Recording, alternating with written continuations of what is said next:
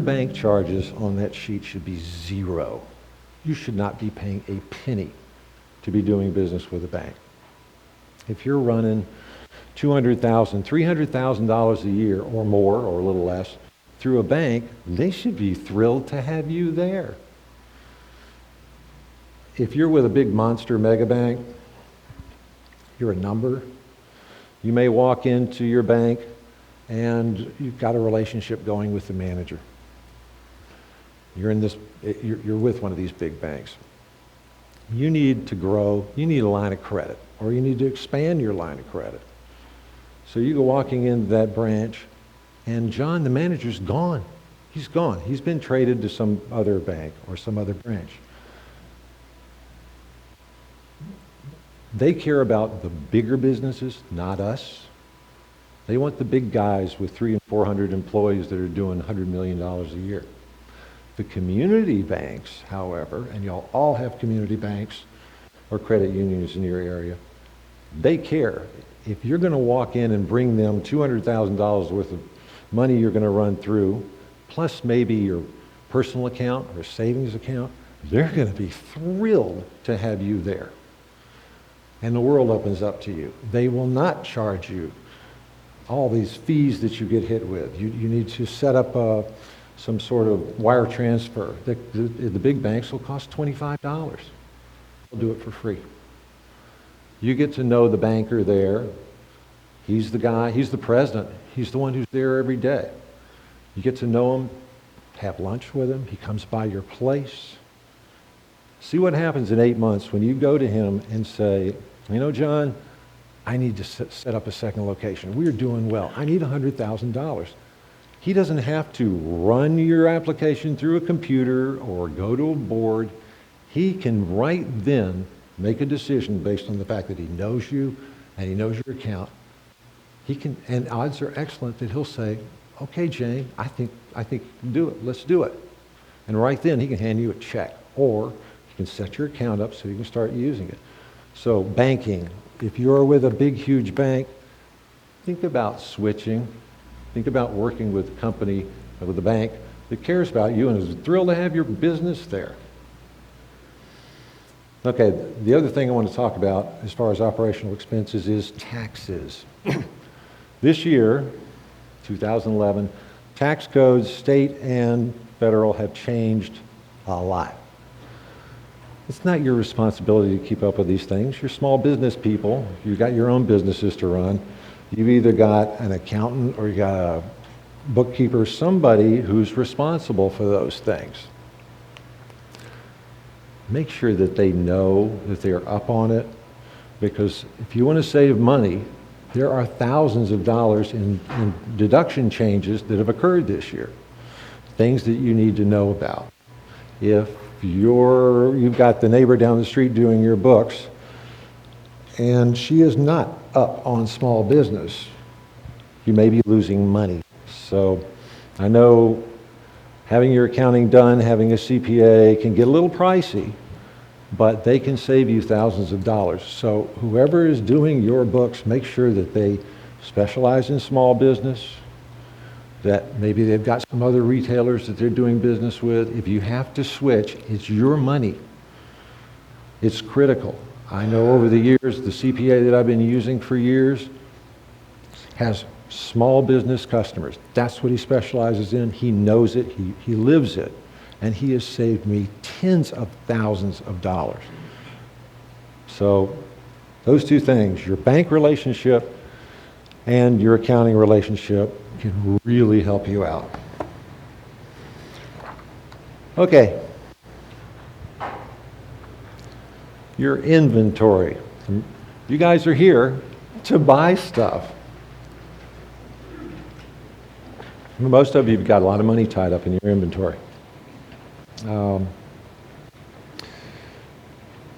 While you're here and when you're buying, you should have an open to buy list.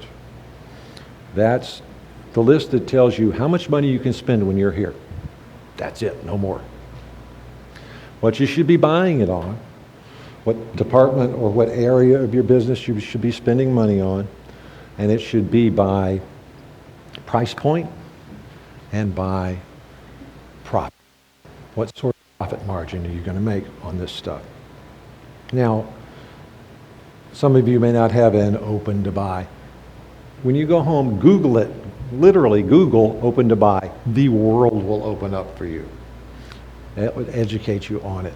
This is where that POS system that you've hesitated to go ahead and get really will make a difference for you. Because you want to be buying, well, oh, I'm sorry.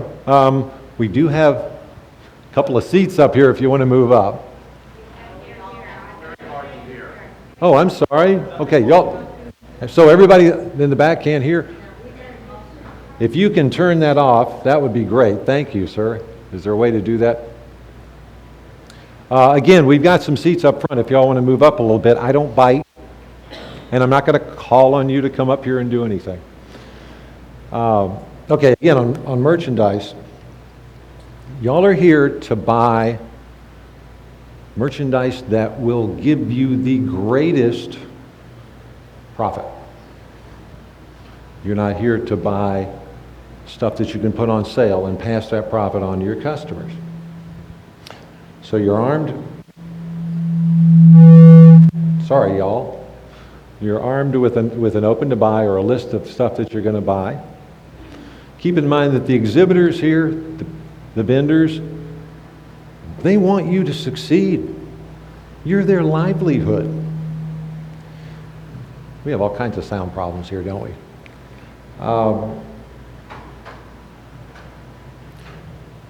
They want to see you make money. They want to see you make a profit.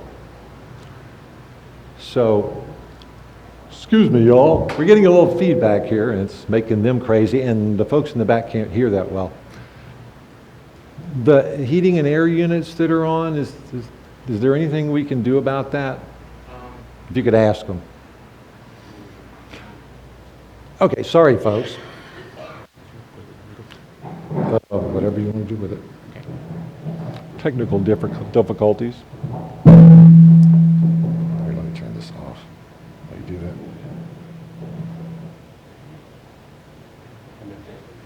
Okay. Sorry. Okay. The exhibitors who are here. Again, they're here to make sure that you stay in business. They want to help you. Take advantage of them. Get as much information as you possibly can. Get features and benefits information.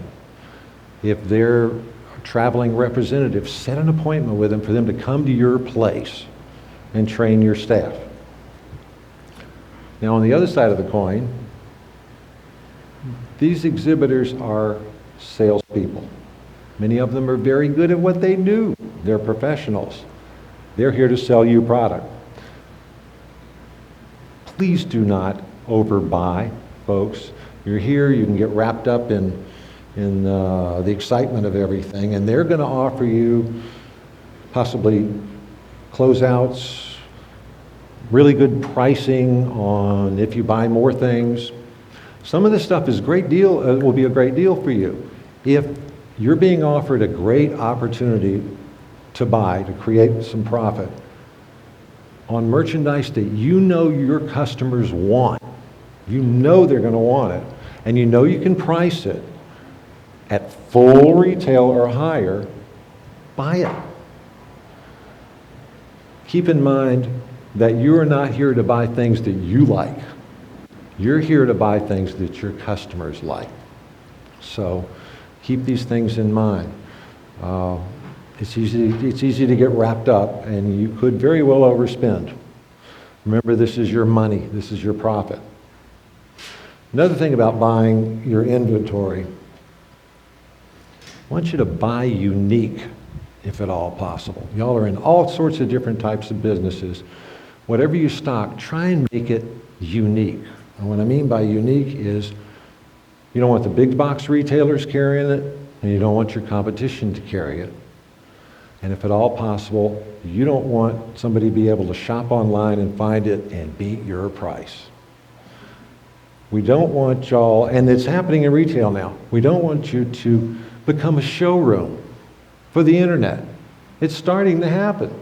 People can walk into your place, get the information on a product, go home, or use their smartphone and find another place where they're selling it more cheaply, and they can find the location of where the place is. They can walk out of your store, drive to someplace else and buy it, or they can have it shipped to their home. So if you buy unique, it's not that easy for them to shop you. So while you're here, the temporary exhibitors, work them like crazy. They've got stuff that's unique. Maybe it's artisans, maybe it's very special stuff that's being made that's not being carried all the time. So think in terms of your inventory as to stocking stuff that, again, is priced well and is unique. Another point of it being unique, you can keep the price up on it. You don't have to worry about beating somebody else's price. Speaking of pricing, last thing I'm going to say on this,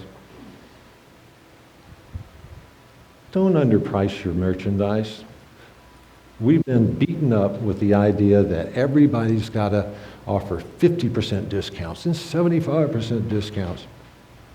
If you've got a good product and you know your customers want it,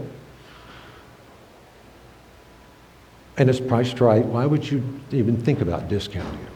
If you've got something in your inventory that sells for $22 and people like it, they're buying it, and nobody else in town's carrying it, the odds are good they're going to buy it for $24. Raise your prices. Don't be afraid. We've had all the big box retailers here for the past 2 years giving huge discounts to get people in because the economy's been lousy. Well, this kind of worked. They've been getting people in the doors.